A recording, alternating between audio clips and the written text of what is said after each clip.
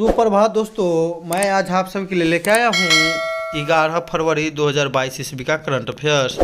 तो चलिए हम लोग स्टार्ट करते हैं। मैं हूँ लव कुमार, आप सभी का स्वागत करता हूँ आपके अपने यूट्यूब चैनल ज्ञान मंजिल तक में। तो आज का पहला क्वेश्चन है दोस्तों कि हाल ही में सेल्फ फोर्स द्वारा जारी वैश्विक डिजिटल कौशल सूचकांक 2022 में सबसे अधिक तत्परता सूचकांक किस देश का है। तो सबसे अधिक तत्परता सूचकांक की बात करें दोस्तों तो इसमें प्रथम स्थान पर कौन रहा। तो सेल फोर्स द्वारा जारी, तो इसमें रहा है प्रथम स्थान पर दोस्तों कौन, तो भारत। याद रखिएगा इसमें कौन रहा, तो भारत। यानी कि सेल्स फोर्स द्वारा जारी वैश्विक डिजिटल कौशल सूचकांक 2022 में प्रथम स्थान पर कौन रहा दोस्तों, भारत। दूसरा स्थान पर कौन रहा दोस्तों, तो ब्राजील। इसमें कुल लगभग लगता है 19 देश शामिल थे, जिसमें प्रथम स्थान पर रहा भारत। इसमें क्या किया जाएगा दोस्तों, तो डिजिटल स्केल को सीखने के लिए तत्परता। याद रखिएगा कुल 19 देश थे। दूसरे स्थान पर ब्राजील। स्टार्टअप का बड़ा रूप क्या कहलाता है, तो यूनिकॉर्न कहलाता है। याद रखिएगा दोस्तों, स्टार्टअप का बड़ा रूप क्या कहलाता है, तो यूनिकॉर्न। राष्ट्रीय स्टार्टअप दिवस कब मनाया जाता है, तो 16 जनवरी को मनाया जाता है। जबकि राष्ट्रीय वैक्सीन दिवस कब मनाया जाता है, तो 16 जनवरी को ही मनाया जाता है। क्यों? क्योंकि 2021 ईस्वी में मनीष कुमार को सबसे पहले 16 जनवरी को ही कोविड-19 का वैक्सीन दिया गया था। ये एम्स दिल्ली के एक सफाई कर्मी थे मनीष कुमार। हैप्पीनेस इंडेक्स में भारत की रैंक 139। याद रखिएगा 139। एक का 3 गुना 3 और 3 का 3 तिहाई 9। याद रखिए 1 का तिहाई 3 गुना 3 तिहाई 9। हैप्पीनेस 139। प्रेस फ्रीडम इंडेक्स दोस्तों बहुत ही इंपॉर्टेंट क्वेश्चन है। प्रेस फ्रीडम इंडेक्स में भारत की रैंक 142। इसको जारी कौन रद्द करता है दोस्तों, तो रिपोर्टर विदाउट बॉर्डर। भूखमरी सूचकांक में भारत की रैंक कितना है दोस्तों, तो 101। भूखमरी में तो 101 एकदम। नेक्स्ट क्वेश्चन आ जाएगा दोस्तों कि फरवरी 2022 में भारतीय सेना ने किसके साथ Konkurs M anti tank guided missile के निर्माण और आपूर्ति के लिए 3131 करोड़ रुपए के अनुबंध पर हस्ताक्षर किया है। तो Konkurs M anti tank guided missile दोस्तों याद रखिएगा कोनकर्स। तो कोनकर्स के लिए किसके साथ किया है, तो इसका हो जाएगा भारत डायनेमिक्स लिमिटेड। याद रखिएगा भारत डायनेमिक्स लिमिटेड। कहाँ में है दोस्तों, तो यह है हैदराबाद में।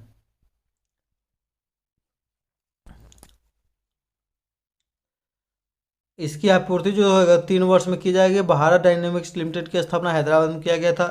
S-400 क्या है दोस्तों, तो यह एयर डिफेंस सिस्टम है जो भारत जो है रूस से खरीदा है। S-400।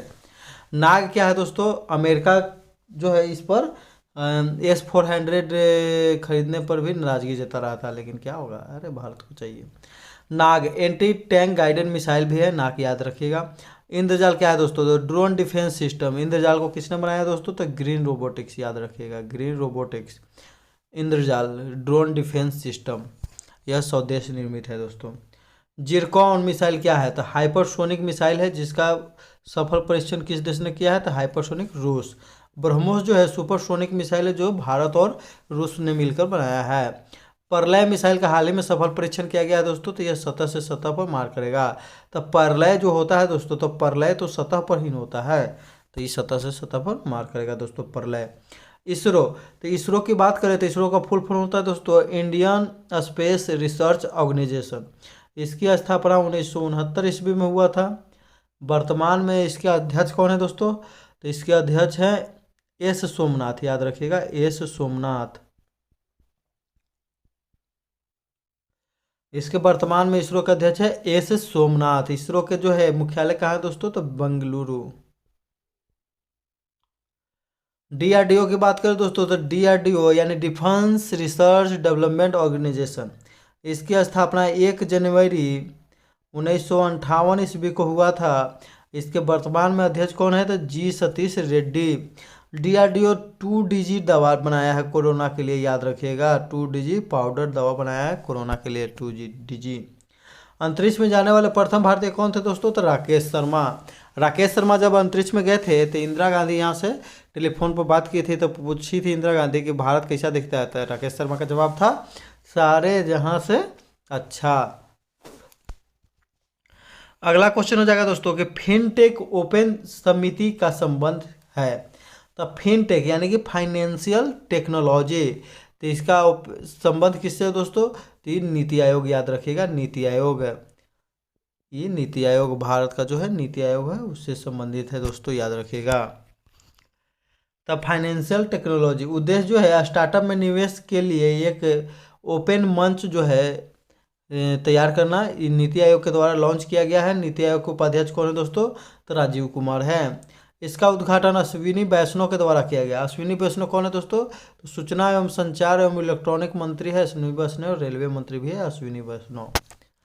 नीति आयोग के बारे में यहाँ पर है दोस्तों नीति आयोग। नीति आयोग की स्थापना की बात करें दोस्तों तो सबसे पहले इसकी स्थापना 1 जनवरी 2015 ईस्वी को हुआ। नीति आयोग के अगर प्रथम अध्यक्ष की बात करें तो नीति आयोग का अध्यक्ष जो होता है प्राइम मिनिस्टर होता है, यानी कि पीएम होता है दोस्तों, याद रखिएगा पीएम। तो नीति आयोग के प्रथम अध्यक्ष भी नरेंद्र मोदी थे, अभी वर्तमान में भी अध्यक्ष कौन है? तो नरेंद्र मोदी है दोस्तों। नीति आयोग के प्रथम जो है उपाध्यक्ष कौन था दोस्तों? तो अरविंद पनगढ़िया, याद रखिएगा अरविंद पनगढ़िया।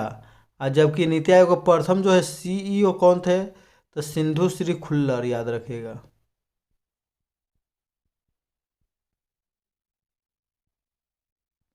अभी नीति आयोग के वर्तमान में उपाध्यक्ष कौन है दोस्तों? तो वर्तमान उपाध्यक्ष है राजीव कुमार। अब वर्तमान में सीईओ कौन है? तो अमिताभ कांत, याद रखिएगा। ये सब आप लोग याद रखिएगा, कहीं भी किसी भी एग्जाम में पूछा जा सकता है। नीति आयोग जो है दोस्तों एक परामर्शदात्री आयोग है, संवैधानिक आयोग नहीं है, कानूनी आयोग है लेकिन संवैधानिक नहीं है। विश्व बैंक के सलाहकार आयोग है, याद रखिएगा। विश्व बैंक के पूर्व सलाहकार प्रदीप शाह जो है फाइजर इंडिया के बने अध्यक्ष है, भी ध्यान में रखिएगा फाइजर इंडिया के अध्यक्ष बने हैं। अगला क्वेश्चन हो जाएगा दोस्तों कि ओलंपिक विधि या ओलंपिक बुलेवर्ड किस राज्य या केंद्र शासित प्रदेश के स्ट्रीट स्कैपिंग परियोजना का एक हिस्सा है? तो इसका सही जवाब हो जाएगा दोस्तों दिल्ली, याद रखेगा दिल्ली। इसमें क्या किया जा रहा है दोस्तों कि 900 मीटर लंबा रोड बनाया जा रहा है और जिसमें जितने भी ओलंपिक मेडल विजेता हैं उनका जो है प्रतिमा लगाया जाएगा, याद रखिएगा। तो कहाँ में? तो दिल्ली में। भारत का पहला smoke tower Connaught place, Delhi. Tokyo Olympic 2021, Tokyo Olympic 2020-21 की बात करें दोस्तों तो यह ओलंपिक का क्रम था केवल तो 32वां था दोस्तों। इसका शुभंकर क्या था? तो मीराई तोबा, याद रखिएगा शुभंकर क्या था दोस्तों? तो मीराई तोबा। भारत जो है कुल कितने पदक जीता था दोस्तों? एक ठोर जीता था गोल्ड, सिल्वर जीता एक का दोगुना कर देंगे 2, और ब्रॉन्ज जीता 2 का दोगुना कर देंगे 4, कुल कितना पदक हो जाएगा दोस्तों? 7।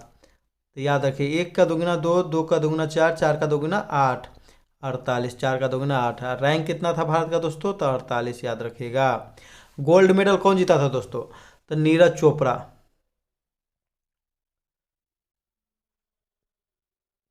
87.58 मीटर दूर भाला फेंके गोल्ड मेडल जीता था। भाला फेंकने में कौन? नीरज चोपड़ा। इसीलिए 7 अगस्त को उनके द्वारा भाला फेंका गया, इसीलिए 7 अगस्त को भाला फेंक दिवस भी भारत में मनाया जाएगा। 2 ठो ब्रॉन्ज मेडल जीते दोस्तों, तो ब्रॉन्ज मेडल 2 ठो कौन के जीते? तो ब्रॉन्ज जी, तो र से रजत मेडल और र से रवि कुमार दहिया।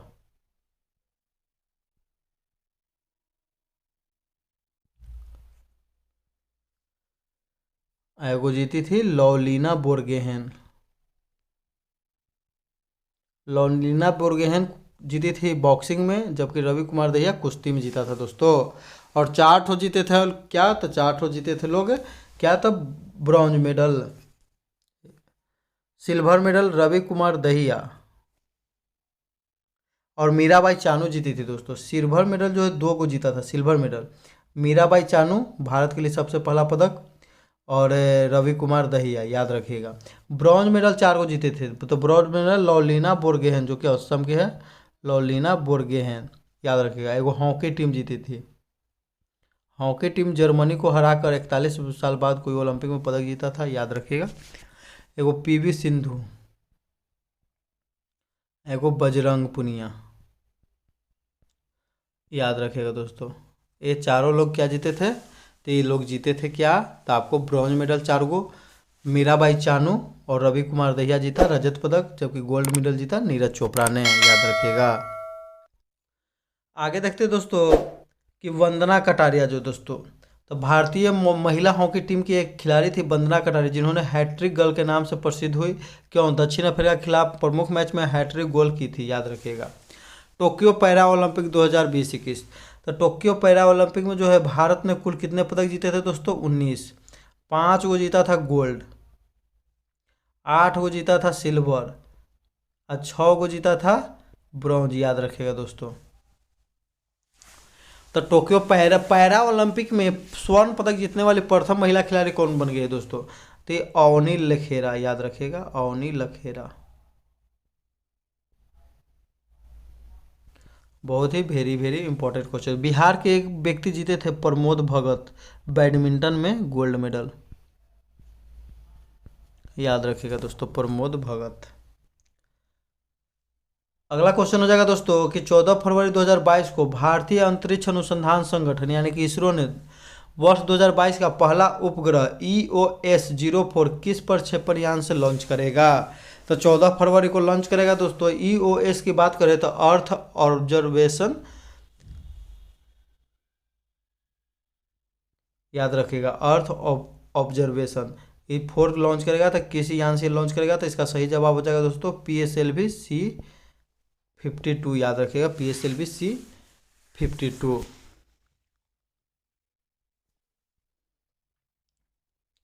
वर्तमान में इसरो के अध्यक्ष कौन है दोस्तों? तो एस सोमनाथ। PSLV-C11 से क्या लॉन्च किया गया था? तो चंद्रयान 1 लॉन्च किया गया था, कब? 2008 में। PSLV-C25 से मंगलयान 2013 में, 2014 में पहुंचा था, याद रखिएगा दोस्तों। PSLV-37 C37 एक साथ 104 उपग्रह लॉन्च करने का रिकॉर्ड बनाया था इसरो ने, लेकिन इसको बाद में स्पेस एक्स कंपनी ने फाल्कन 9 रॉकेट के माध्यम से एक ही बार में 143 रॉकेट को लॉन्च करके रिकॉर्ड तोड़ दिया इसरो का। PSLV-C51 अमेजोनिया उपग्रह को लॉन्च किया गया था, याद रखिएगा दोस्तों। अमेजोनिया उपग्रह कहाँ का था दोस्तों? तो अमेजन के वन, याद रखिएगा, अमेजन के वन पर नज़र रखने के लिए अमेजोनिया उपग्रह को लॉन्च किया गया था। तो अमेजन के वन कहाँ में है? तो ब्राज़ील में, याद रखिएगा दोस्तों, ब्राज़ील।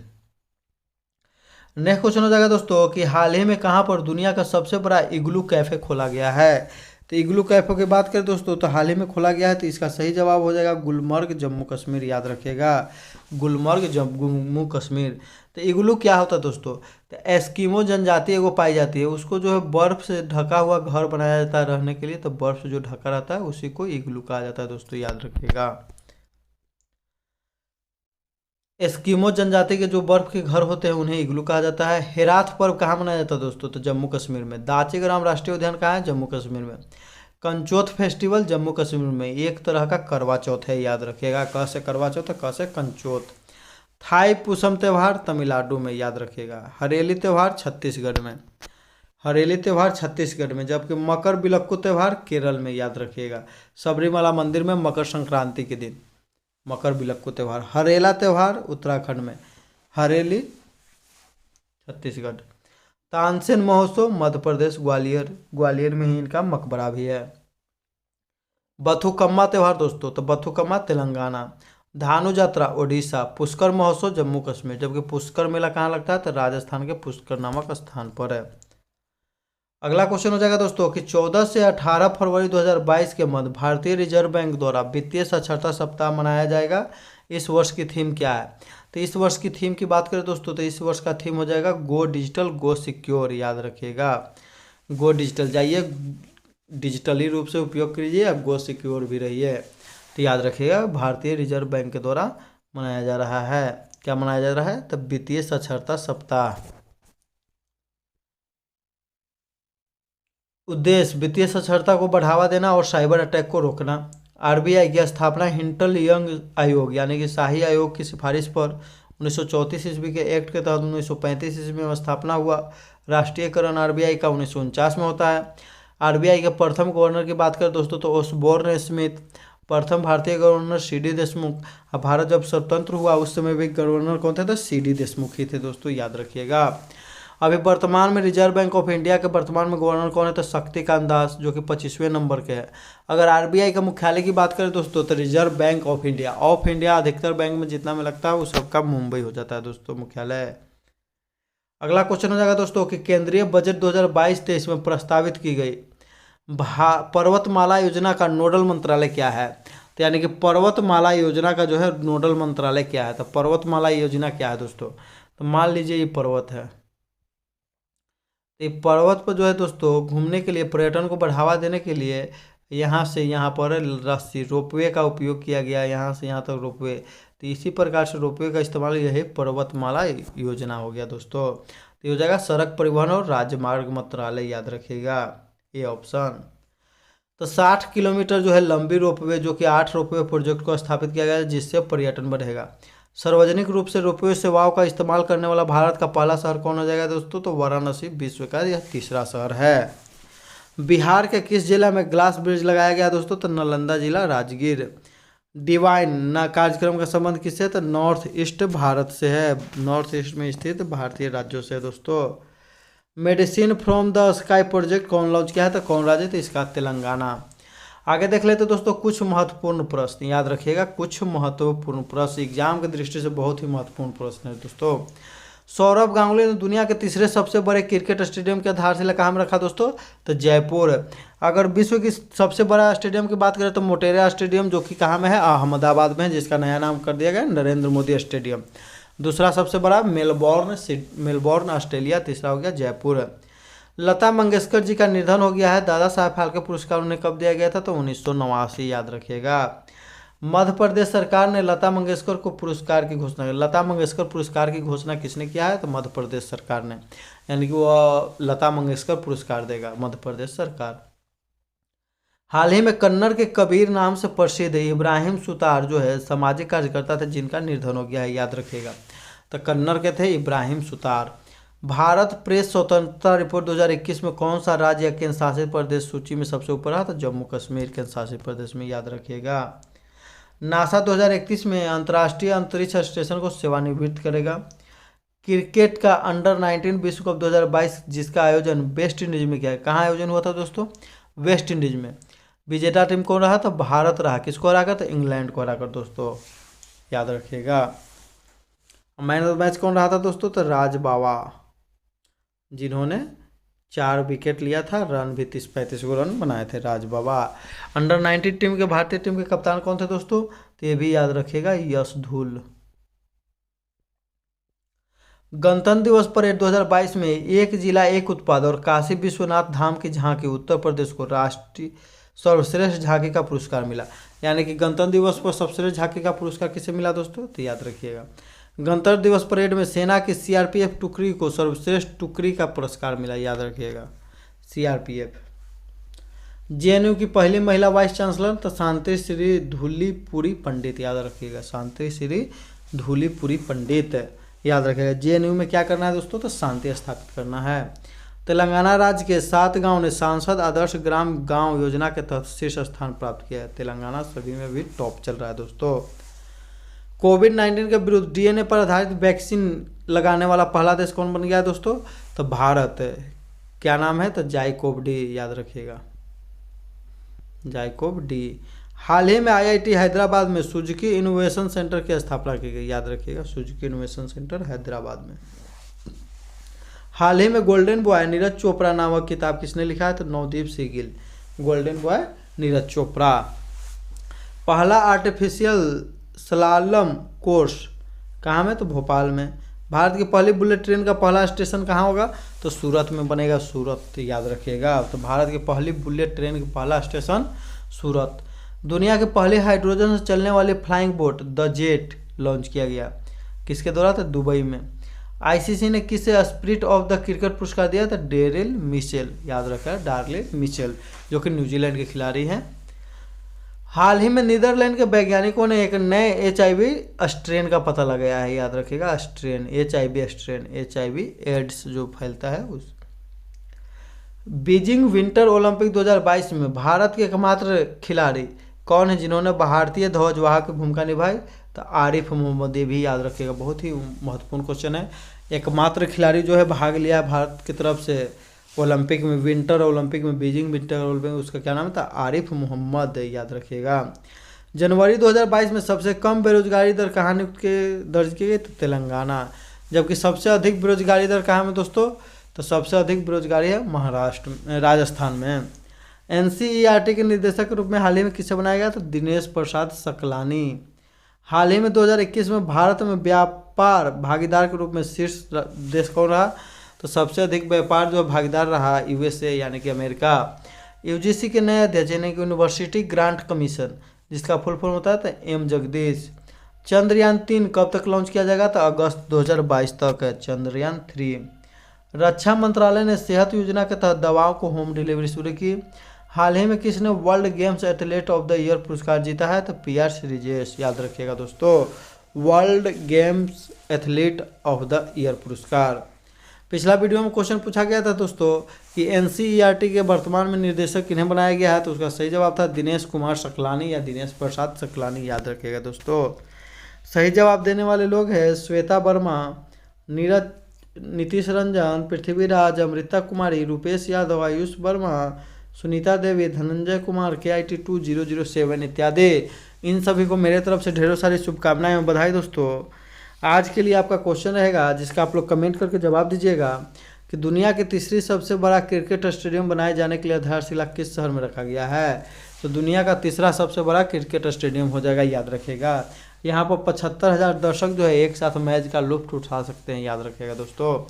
वीडियो को पूरा देखने के लिए धन्यवाद। जो लोग नए हैं वीडियो पर कृपया चैनल को सब्सक्राइब कर दें, बेल आइकन की घंटी को दबा दें, लाइक कर दें और शेयर कर दें। इसी के साथ हम अपना वीडियो समाप्त करते हैं दोस्तों। जय हिंद, जय भारत, वंदे मातरम दोस्तों।